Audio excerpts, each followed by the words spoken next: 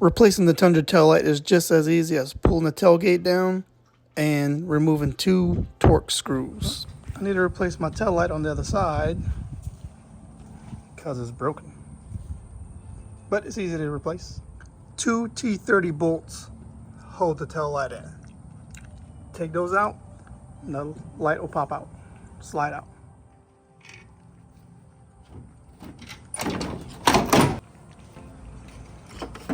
Now that the light's out, the assembly, remove the bulbs.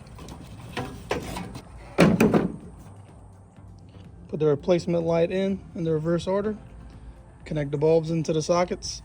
Put the light in and then secure with the Torx bolts.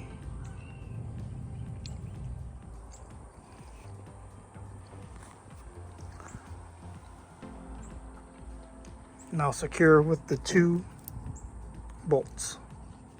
Yeah, this one came with a whole new pigtail harness I could have used as well. I'll keep that as a spare. Installation complete.